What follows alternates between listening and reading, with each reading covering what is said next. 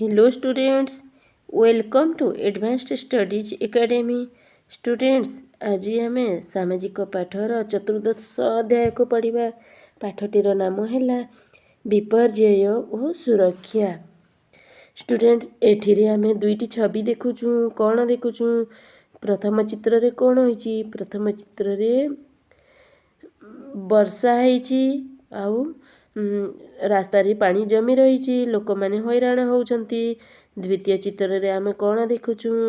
ଦ୍ୱିତୀୟ ଚିତ୍ରରେ ଟାଣ ଖରା ଯୋଗୁଁ ଛୁଆମାନେ ଅସୁବିଧାରେ ପଡ଼ୁଛନ୍ତି ଆଉ ସୁରକ୍ଷା ପଦକ୍ଷେପ ଅବଲମ୍ବନ କରୁଛନ୍ତି। ତାହେଲେ ଉଭୟ ଚିତ୍ରରେ ବେଶୀ ବର୍ଷା ହେଲେ ବା ବେଶୀ ଖରା ହେଲେ ଆମେ ହଇରାଣରେ ପଡ଼ିଥାଉ। ଏହା ଏହି ଚିତ୍ରରୁ ଜଣାପଡ଼ୁଛି। ତାହେଲେ ପ୍ରାକୃତିକ ବିପର୍ଯ୍ୟୟ କ'ଣ ଷ୍ଟୁଡେଣ୍ଟସ୍? ବିପର୍ଯ୍ୟୟ କ'ଣ? ଯାହା ଘଟି ଆମର ଧନ ଜୀବନ ନଷ୍ଟ ହୋଇଯାଏ, ଆମେ ହଇରାଣରେ ପଡ଼ିଥାଉ, ତାକୁ ବିପର୍ଯ୍ୟୟ କହିଥାଉ। ପ୍ରାକୃତିକ ବିପର୍ଯ୍ୟୟ କ'ଣ? ଯାହା ମଣିଷ କରିନଥାଏ, ଆପେ ଆପେ ହୋଇଥାଏ, ତାକୁ ଆମେ ପ୍ରାକୃତିକ ବିପର୍ଯ୍ୟୟ କହିବା।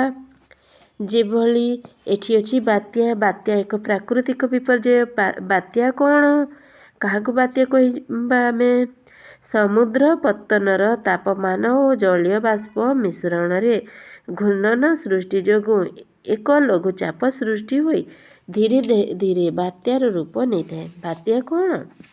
ବାତ୍ୟା ଏକ ଲଘୁଚାପ। କାହା ଦ୍ୱାରା ହୋଇଥାଏ? ସମୁଦ୍ର ପତ୍ତନର ତାପମାନ ଆଉ ଜଳୀୟ ବାଷ୍ପର ମିଶ୍ରଣ। ସମୁଦ୍ର ପତ୍ତନର ତାପମାନ ଓ ଜଳୀୟ ବାଷ୍ପର ମିଶ୍ରଣରେ ଘୂର୍ଣ୍ଣନ ସୃଷ୍ଟି ହୋଇ ଲଘୁଚାପ ହୋଇଥାଏ ଆଉ ତାହା ବାତ୍ୟାର ରୂପ ନେଇଥାଏ।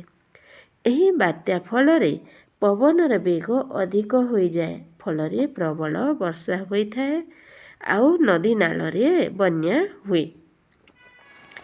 ଏଥିରେ ଆମର ବହୁତ ଧନ ଜୀବନ ନଷ୍ଟ ହୁଏ। ତାହେଲେ ଜାଣିଲେ ନା ଷ୍ଟୁଡେଣ୍ଟସ୍, ବାତ୍ୟା କ'ଣ? ସମୁଦ୍ର ପତ୍ତନର ତାପମାନ ଓ ଜଳୀୟ ବାଷ୍ପର ମିଶ୍ରଣରେ ଘୂର୍ଣ୍ଣନ ସୃଷ୍ଟି ହୋଇ ଲଘୁଚାପ ସୃଷ୍ଟି ହୁଏ ଆଉ ଏହାକୁ ଆମେ ବାତ୍ୟା କହିଥାଉ। ପବନର ବେଗ ଅଧିକ ହୋଇଯାଏ ଏଥିରେ, ଫଳରେ ପ୍ରବଳ ବର୍ଷା ହୋଇଯାଏ ଆଉ ନଦୀ ନାଳରେ ବନ୍ୟା ଆସିଯାଏ। ଏହା ଫଳରେ ଧନ ଜୀବନ ନଷ୍ଟ ହୋଇଥାଏ। ବାତ୍ୟାରୁ ରକ୍ଷା ପାଇବା ପାଇଁ ଆମେ କ'ଣ କରିବା? ମୂଲ୍ୟବାନ ଜିନିଷପତ୍ର ନେଇ ଆଶ୍ରୟସ୍ଥଳକୁ ପଳାଇ ଯିବା। ବାତ୍ୟା ହେଲେ ଆମେ କ'ଣ କରିବା? ଆମର ମୂଲ୍ୟବାନ ଜିନିଷପତ୍ରକୁ ସାଥିରେ ନେଇ ଆମେ ଆଶ୍ରୟସ୍ଥଳକୁ ପଳାଇ ଯିବା।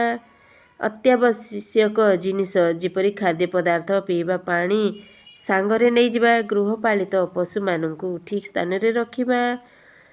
ବଡ଼ ଗଛ, ବିଦ୍ୟୁତ୍ ତାର, ଭଙ୍ଗା ଘର ଓ ପାଣିଠାରୁ ଆମେ ଦୂରେଇ ରହିବା।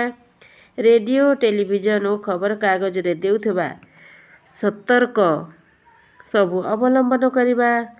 ଆଶ୍ରୟ ନେଇଥିବା ସ୍ଥାନ ବା ପ୍ରଭାବିତ ଗ୍ରାମର ପରିମଳ ନିର୍ମଳ ପାଇଁ ଆମେ ଧ୍ୟାନ ଦେବା। ବନ୍ୟା ଯୋଗୁଁ ନଦୀ ନାଳରେ ବିଷାକ୍ତ ସାପ ତଥା ଜୀବଜନ୍ତୁମାନେ ଆସିପାରନ୍ତି, ସେଥିପ୍ରତି ସତର୍କ ରହିବା। ଏହା ହେଲା ବନ୍ୟା ହେଲେ ଆମେ କ'ଣ ସୁରକ୍ଷା ଅବଲମ୍ବନ କରିବା। ତାପରେ ଷ୍ଟୁଡେଣ୍ଟସ୍, ଭୂମିକମ୍ପ କ'ଣ?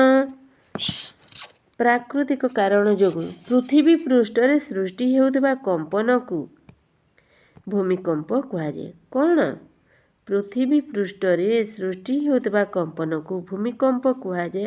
ଏହାର ତୀବ୍ରତା ଅଧିକ ହେଲେ ଧନ ଜୀବନ ନଷ୍ଟ ହୁଏ, ଘରଦ୍ୱାର ସବୁ ଭାଙ୍ଗି ଯାଇଥାଏ, ଉଚ୍ଚା ଉଚ୍ଚା ବିଲ୍ଡିଂ ସବୁ ଭାଙ୍ଗି ଯାଇଥାଏ। ଭୂମିକମ୍ପରୁ ରକ୍ଷା ପାଇବା ପାଇଁ ଆମେ କ'ଣ କରିବା? ଭୂମିକମ୍ପରୁ ରକ୍ଷା ପାଇବା ପାଇଁ ଆମେ ବିଦ୍ୟାଳୟ ବା ଘର ଭିତରେ ଥିଲେ ଖୋଲା ସ୍ଥାନକୁ ଆସିବା। ଭୂମିକମ୍ପ ହେଉଛି ବୋଲି ଅନୁଭବ କଲେ ଆମେ ବାହାରକୁ ବାହାରି ନ ପାରିଲେ କ'ଣ କରିବା? କୌଣସି ଟାଣୁଆ ଆସବାବପତ୍ର ତଳେ ଲୁଚି ରହିବା। ଛାତ ତଥା କାନ୍ଥରେ ଲାଗିଥିବା ଜିନିଷଠାରୁ ଆମେ ଦୂରେଇ ରହିବା। ଯଦି ବାହାରେ ଥିବା ତେବେ କୋଠାଘର କାନ୍ଥ, ବିଦ୍ୟୁତ୍ ତାର ଓ ଗଛ ଠାରୁ ଦୂରରେ ରହିବା। ଏସବୁ ଭୂମିକମ୍ପରୁ ରକ୍ଷା ପାଇବା ପାଇଁ ସତର୍କ ଅବଲମ୍ବନ କରିବା। ଆଚ୍ଛା ଷ୍ଟୁଡେଣ୍ଟସ୍, ସୁନାମି କ'ଣ? ସ୍ଥଳଭାଗରେ ଯଦି ପୃଥିବୀ କମ୍ପନ ହେଲା ଆମେ ତାକୁ ଭୂମିକମ୍ପ କହୁଛୁ।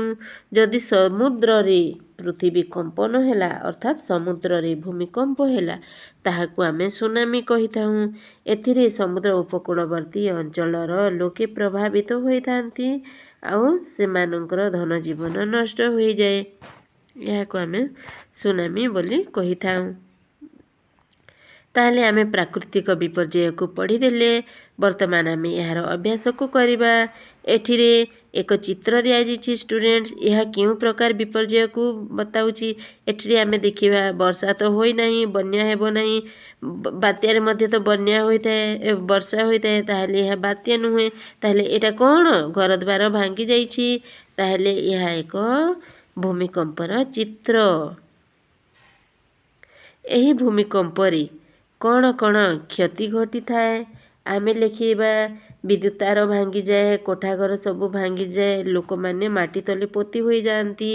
ଏସବୁ ଆମେ ଲେଖିବା। କି ସାବଧାନତା ଅବଲମ୍ବନ କରିବା ପୂର୍ବରୁ ଜଣାଇ ଦିଆଯାଇଛି, ଆମେ ତାହାକୁ ଲେଖିବା ଏଠି। ଯେ ଆମେ ଖୋଲା ସ୍ଥାନକୁ ଆସିବା, ବଡ଼ ଗଛ, ବିଦ୍ୟୁତ୍ ତାର, କୋଠାଘର ପାଖରେ ରହିବା ନାହିଁ, ଭଙ୍ଗା ଘର ପାଖରେ ରହିବା ନାହିଁ। ଆଉ ଯଦି ଘରେ ଅଛୁ ବାହାରକୁ ବାହାରି ପାରିଲେ ନାହିଁ, କୌଣସି ଟାଣ ଜିନିଷ ତଳେ ଲୁଚି ରହିବା। 2 ନମ୍ବର ଅଛି ନିମ୍ନରେ ଦିଆଯାଇଥିବା ବାକ୍ୟଗୁଡ଼ିକୁ ଉପଯୁକ୍ତ କୋଠରୀରେ ଲେଖ। ଖୋଲା ସ୍ଥାନରେ ଥିବାବେଳେ ତୁରନ୍ତ ପକ୍କା ଘର ବା ଆଶ୍ରୟସ୍ଥଳୀକୁ ଚାଲିଯାଅ। କେଉଁଠିରେ ଏପରି କରିବା? ବାତ୍ୟାରେ କରିବା। ବାତ୍ୟାରେ ଆମେ କ'ଣ କରିବା? ଖୋଲା ସ୍ଥାନ ବା ପକ୍କା ଘରେ ଥିଲେ, ଖୋଲା ସ୍ଥାନରେ ଥିବାବେଳେ ଆମେ ପକ୍କା ଘର ବା ଆଶ୍ରୟସ୍ଥଳୀକୁ ଚାଲିଯିବା। ବିଦ୍ୟାଳୟ ବା ଘର ଭିତରେ ଥିଲେ ବାହାରକୁ ଯିବା। କେଉଁଠିରେ? ଭୂମିକମ୍ପରେ ଯିବା।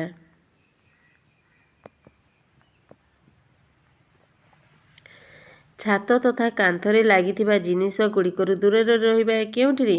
ଭୂମିକମ୍ପରେ ରହିବା। ଭୂମିକମ୍ପ ହେଲେ ଛାତ ତଥା କାନ୍ଥରେ ଲାଗିଥିବା ଜିନିଷ ଗୁଡ଼ିକରୁ ଦୂରରେ ରହିବା। ଅତ୍ୟାବଶ୍ୟକ ଜିନିଷ ସାଥିରେ ନିରାପଦ ସ୍ଥାନକୁ ଚାଲିଯିବା। କେଉଁଠିରେ? ଉଭୟ ବାତ୍ୟାରେ ଆଉ ଭୂମିକମ୍ପରେ ଆମେ ଏପରି କରିବା। ତାହେଲେ ଷ୍ଟୁଡେଣ୍ଟସ୍, ଆଜିର କ୍ଲାସ୍କୁ ଆମେ ଏଇଠି ରଖିବା। ଆଶା କରୁଛି ଆଜିର କ୍ଲାସ୍ ଆପଣଙ୍କୁ ଭଲ ଲାଗିଥିବ। ତାହେଲେ ମୋ ଚ୍ୟାନେଲକୁ ସବସ୍କ୍ରାଇବ୍ କରିବା ପାଇଁ ଭୁଲିବେ ନାହିଁ। Thank you.